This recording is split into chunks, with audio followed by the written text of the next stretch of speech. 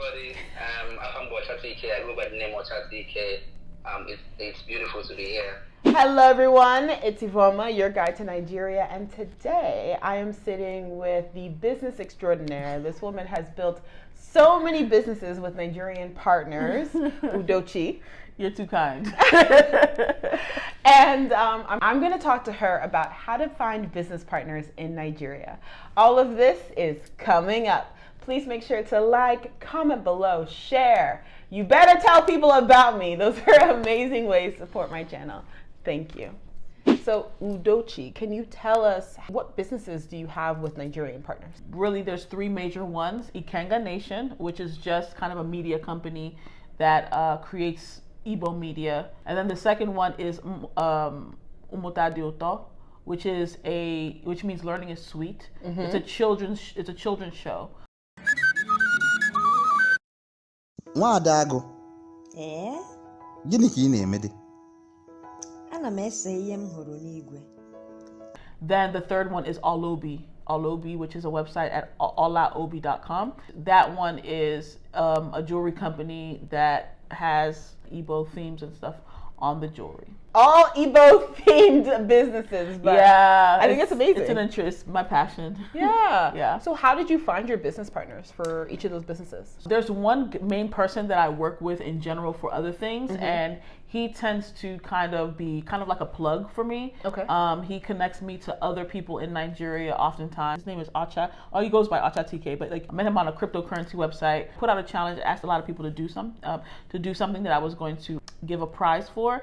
And he did it, but he showed a lot of enthusiasm and also was very excited for what I was trying to accomplish. So I saw him as somebody that I wanted to be connected to, just because we had similar viewpoints on life. Once he and I struck up that friendship, we started finding other things that we could do together, and ultimately all the brands that I'm building and all the things that I've been doing he has facilitated in one way or another. Okay, that's amazing. Mm-hmm. Here's the thing. Mm-hmm. A lot of diaspora, they don't trust. They want to build businesses in Nigeria, right? But mm-hmm. they don't trust Nigerians. How did you get over that barrier, if you had any discomfort? No, I definitely did have some discomfort initially. Trust is built. And even if you're in the diaspora dealing with other people in the diaspora, trust is built. Exactly. It's not something that just happens. You don't just meet a stranger on the street and be like, I trust you. Let's do things. It doesn't happen that way. Yeah. So, like I said, the initial connection was he had shown an interest in something that I did. He was willing to participate in it and help with that. So once we built that relationship, I wanted him to do a lot of different things, and there's specifically translations. I wanted him to help me to translate things from English to Igbo. And the funny thing about it is that the way that I was doing it at that time was very American of me. I really was trying to translate English into Igbo, direct translation. I think part of the trust building was realizing that I didn't know it all. Yeah, really letting go the way it's supposed to be done. Because if I'm honest with myself, he's the subject matter expert here. He's the one that knows how to speak Igbo. He's the one that is connected to the community. So I may have a general idea of what I want. He's the one that I should trust to do it right. Udochi is based in the U.S. And so what do you say to people who are also based in the U.S., but they want to partner with Nigerians, but they don't know how? I don't think there's a hard and fast rule for how you would make that connection, because I know that some people just don't have anyone in Nigeria who can do it for them. That relationship is not going to happen overnight, but when it does, really respect and value the person that you end up working with, because it's really not easy to find somebody trustworthy and somebody who can see your vision. Relationships in general are hard to build. If you want a co-founder, which is what I have, it takes time to build.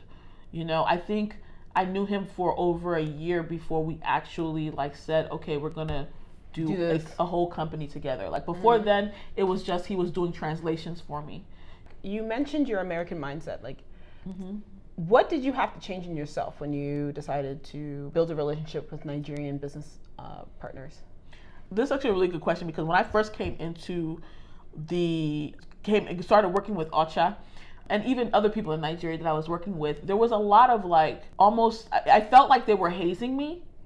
It really felt like hazing. I was like, why are they so like mean, you know? And they weren't mean, but they were trying to correct me. Yeah. Because I was kind of coming out of left field with like with what I was asking for, and I kept assuming, like either assuming or kind of giving off the impression that I thought I knew better because I was coming with money or because I was coming with some idea or more understanding of things. You were coming from America? I was coming from America. Just say America. You're saying all these I was coming from America, and so I thought that like maybe I had more exposure. You thought you were smarter a little bit. I mean, yeah, like there was some subconscious bias there. Exactly. Where I think it happens to a lot of us, where we think that we know so much because we have this experience here in America, but in actuality, like a lot of people in Nigeria have a lot of experiences that we really don't have, and like a lot of them are a lot more knowledgeable in like like they travel a lot within Nigeria. They have all the TV shows there, so they're watching. So they have a savviness to them. They have a wisdom to them that we sometimes don't even have. There's a lot of naivety just from being in America. So I had to really lay down that like pride, that ego, that whatever you want to call it. I had to humble myself. I really had to humble myself and kind of just deal with them as like here's what I want to do. What do you think is the best way to do it? And listen, ask for explanation. Why do you think it's the best to do this way? So it's a dialogue and a lot of listening, because there are things you have to say you don't know. And especially with Igbos, like nobody, like they have a saying, Igbo enwe, we don't have a king. So you're not going to come here and lord it over us because you think you have money or you think you were in America and you have 24/7 lights. So what? You know what I'm saying? Like you can't just think that you can like play big man and lord it over somebody just because of your experience is different. And so you have to really throw that away. And yeah. I think that's actually really, really, I love that you said that. That's just you being incredibly honest, because that's why I was like, girl, just say it. Yeah. Just say it. I'm being sincere. Like I literally, like I had so much flack over that. Like even Ocha, one of his friends, literally was like, had very harsh words for me because of what they perceived was my attitude about the way I was working. Well, it's a learning lesson. So, but I'm glad. I think it's such an important part of finding a business partner, especially in Nigeria, that you really need to fix that mindset. Because I've noticed that with us diaspora, sometimes when we come home, we act up. And and you won't last long. You won't last long. But it's unnecessary. It's unnecessary. Sometimes when you get frustrated, the cultural differences, me being in America, sometimes people don't understand or you won't find somebody to advise you on certain things. So you kind of have to push through. Like I'm actually very lucky because I've heard horror stories about things that have gone south with people. Somebody who they tried to send money to somebody and that person just took the money and ran away and disappeared. You know, things like that. And I've been very fortunate because I think the reason why Ocha and I have had a long-term relationship is, number one, I also was very sincere and finding out what his needs are and trying to, as far as co-founder, like if co-founder is concerned, finding out what his needs are and trying to make sure that there's nothing stopping him from doing what we need to do. Yeah. So that's part of it. And that's really important. And the second piece of it was never making him feel like he's in it on his own. Like he's like I'm just sending money, or I'm just giving the orders and you're doing everything. So it's like he's always aware that I'm always also working on something. Like we're in this together. We're a team. Like it's not me just, oh, I've done this, I'm sending this for you to do, and you're now my employee. You don't act like big madame and tell everyone what to do. No, and especially, well, in this particular case with just him and I, on this side of things, it's like it doesn't make sense to do that because he's gonna ultimately he's gonna connect with other people who are gonna do things. I recommend personally that like you have like a balance sheet, you have certain things that you ask them to do, and like leave room for you know, oh, I'm going to be sick today, or I'm going to have to travel to see my mom who is sick, or I'm going to be like, leave room for that. Don't be too demanding of, it has to be done this way right now here, you know. That doesn't even work in Nigeria. It doesn't work in Nigeria at all. Because they're right, like, each day is not like the others, so sometimes you can wake up and then your generator be explode, and then your car has 4 flats, and then it's like, bruh. And the temptation for some of these big madame diaspora people who just want to, I've told you to do this, I've sent you money, so why don't you just do it like that? And is to tell them what they can, how they should do it. I know a lot of us do that. And some things that we think they should do, or why isn't it that easy for you? Or it literally doesn't make sense. It should have happened. It should have happened yesterday. It's not gonna work like that in Nigeria. Like, you have to, like, literally, like, sometimes you have to listen. Just ask them, like, calmly. Yeah. Why didn't you do this? And then sometimes some of the explanations you're like, that makes sense. Yeah. Okay. Yeah. Like, and it makes sense, because now that I've experienced that life, I'm like, yeah. When I was overseas, if somebody told me that some of the things I'd be experiencing, I would be like, that doesn't even make any sense. Yeah. Like, I would be like, well, why can't you do it like this? Why can't you do it like this? Yeah. Why can't you do it like this? And you're like, now when you're actually experiencing that life, you know why you can't do it like any of the ways that you just said, because it's not going to work here. Exactly. And do your own due diligence too. Yeah. Like, you know, obviously, like, even in America, when you have companies, there's going to be an employee or a coworker who drops the ball on a group project, you know, and they're going to be like, oh, I'm sick. And you're like sick every day for like a month. And it's like, okay, you're come on now. Like, there's going to be there may be a situation like that. Like, it's just like we're having someone here, but you just have to be a little bit more conscious of those cultural differences. Yeah, absolutely.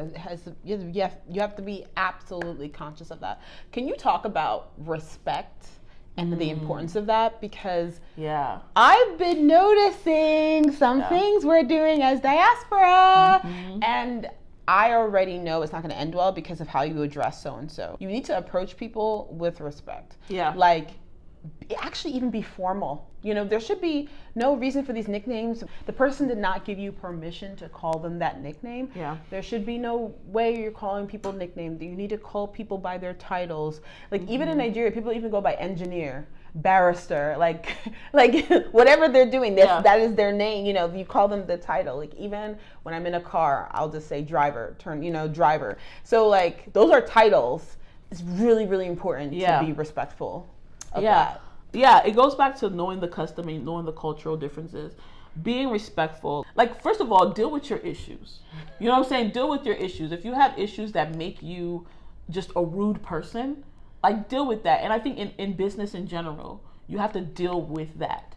Like, because business is a heavily human resource thing. Like, you have to deal with people. So learn how to deal with people. So that's number one. Then respectfully, like, somebody is working with you, for you, you know, doing a particular skill that you couldn't do on your own. Whatever titles or whatever things they accord for you to address them with, it's not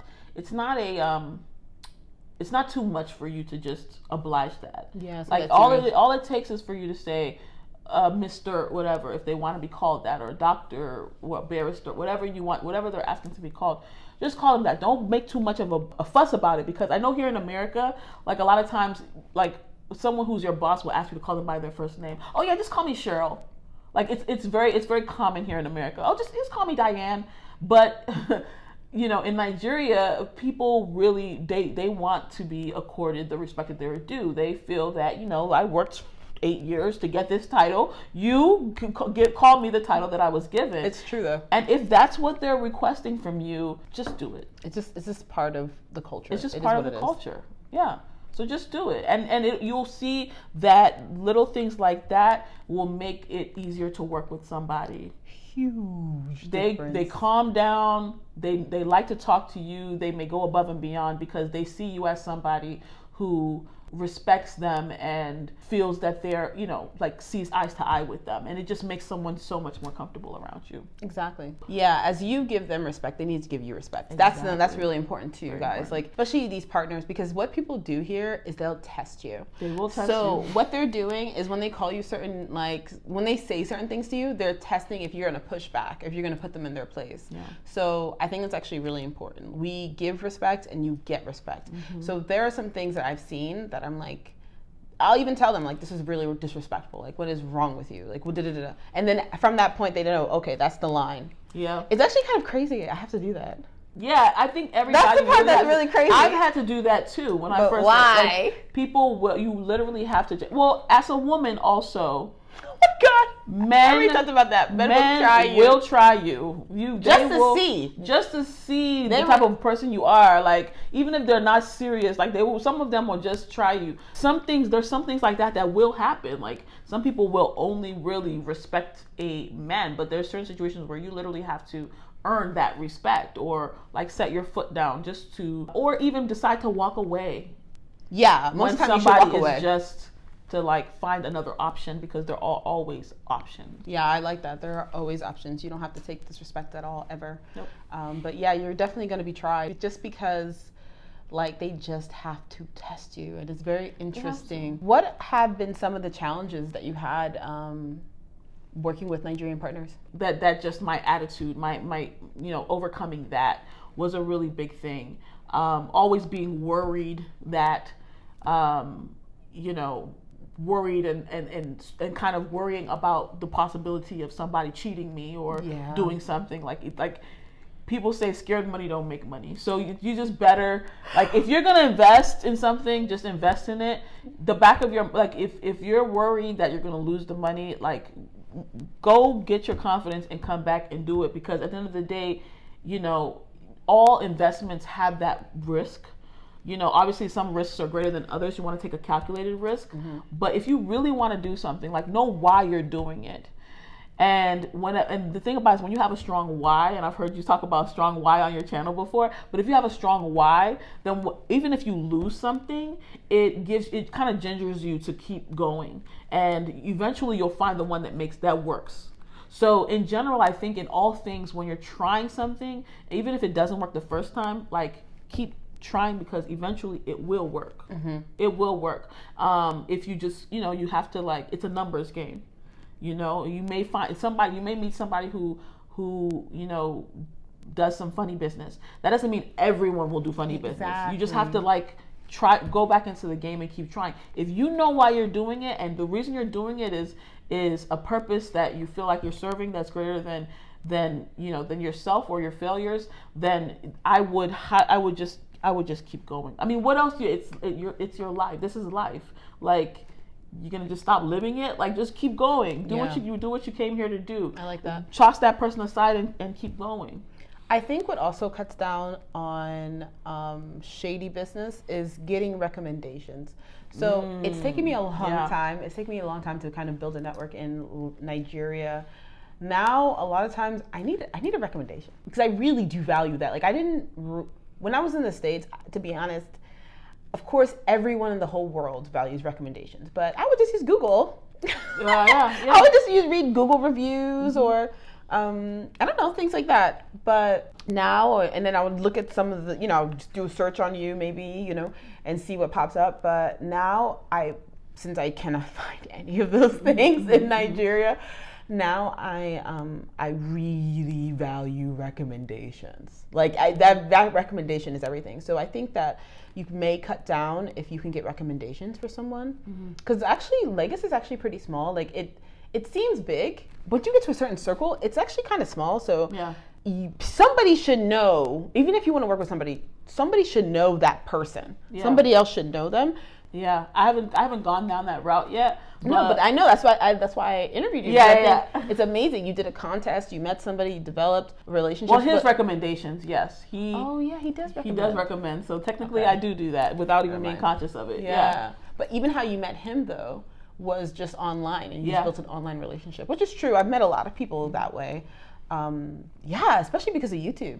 Yeah, I've met a lot of people like online, but it takes time, right? If you're gonna approach me and I don't know you at all, it does take time for me to like. That's the one thing about Nigeria is I feel like there is business relationships, but they're gonna also ask you about your family, what you're doing, do you want to hang out, what are you doing this evening? Because it's kind of like we need to somehow kind of see the whole person, in order to do business with them. Yeah, I feel like that's something that people definitely feel like they want to see like more, understand you, like who are you, how do you tick? Yeah. You know, before they how does your mind work? How they're comfortable before they're comfortable working with you, and it's important to be careful to draw boundaries and stuff with that. Oh yeah, you need because some of them will get pretty personal. Like if it feels uncomfortable, then you know that's up for you to make that decision and like know where to like draw the line. But there are people who will get pretty personal, pretty bold in the things that they ask for and the way that they address you when they feel comfortable with you. And so it's up to you to kind of like, you know, set that tone and set that boundary. Okay, right now we're gonna talk to Udochi's business partner, Ocha TK, and we're gonna ask him a couple questions about how it was like working with an American business partner. Okay, yeah. Just say hi, Ocha.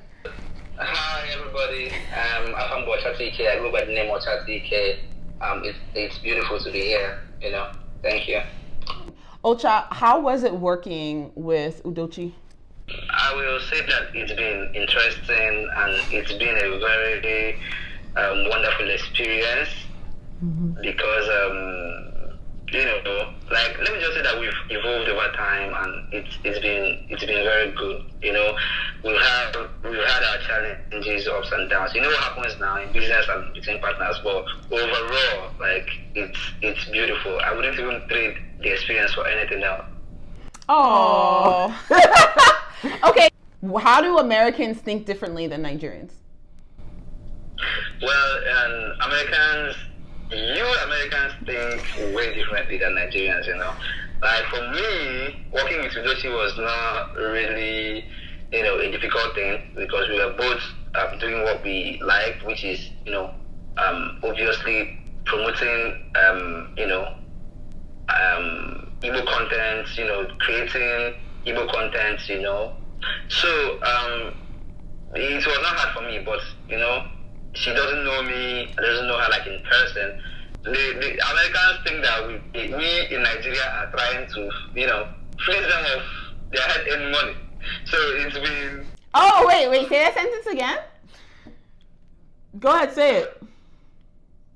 So I said, you know, over there, you people over there, you Americans, or people in America think that we right here in Nigeria or Africa or whatever, you know, is just trying to take money and take money and take money, you know? Yeah. So that mentality is very... bad. I won't say bad, like it's funny, you know, because sometimes it comes off of people's experiences anyway, and stories that they've read and things they've heard. Yep. But yeah, that is one way you people think differently, you know, than us. Because as a Nigerian, I don't mind doing whatever I have to do with anybody, anywhere, knowing that the main thing is that fear that we are not honest in what we are doing because you are far, you are in America, I'm in Nigeria, is a kind of challenge, you know.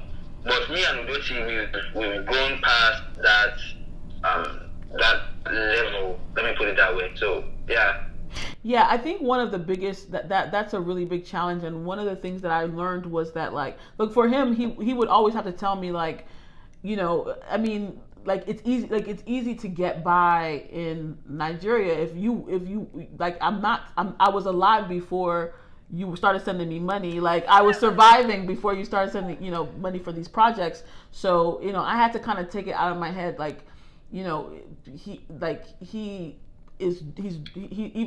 if he's doesn't have as much money as me, he's doing okay. So it's not like the money is the most important thing. You know, if I can't give, then I can just, you know, I can just say no and he will still be alive. So it's one of those things where, you know, you kind of have to shift your mindset about what the nature of the relationship is. And I think that once that kind of was turned, it got simpler. It got more comfortable, you know? It was no longer a fight. It was now, you know, a real partnership. And then you guys have been working together since 2017. Mm-hmm. And it's 2021 right now. Yeah. Wow. Okay. Mm-hmm. So what are your tips then for other Nigerians who want to partner with diaspora, like people outside of Nigeria? Like, what is your advice to them? Ocha, you want to take this? Mm-hmm. Yeah, my advice to them is first things first. Without trust, you can't build a lasting partnership. And coming off of the background where you are seen as a potential scammer, a potential bad guy, some people think that we are so poor and all that, So my advice is very simple. Like, you have to be honest. Like, honesty is a very, very important part of any partnership. You have to be straightforward. Say what you mean and mean what you say.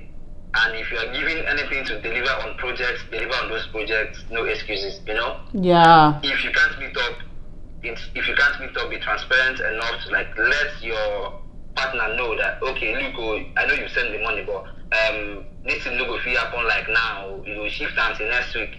I'm sorry, I'm going to use some Nigerian slangs. I'm a Nigerian, right, after all. So, so if you can't meet up, be transparent enough to let them know on time and tell them when you will meet up, provided what you need to execute and deliver on a project has been given to you. It's your job to make sure you deliver. So that's the tips I have to give. Do what you're supposed to do, say what you mean what you say, be honest, be straight up, and make sure that trust is retained. So that is it. Oh, I love that, Ocha. Ocha, where are you right now? I'm in Anambra right now. I'm in Oko right now. Wow. See, I love technology. Okay, thank you so much. Thank you so much, Ocha TK and Udochi, for speaking to my audience today about how they can find their own Nigerian partner, business partner. So thank you guys. Remember, if you guys want to come home, you absolutely can. Bye now. Bye.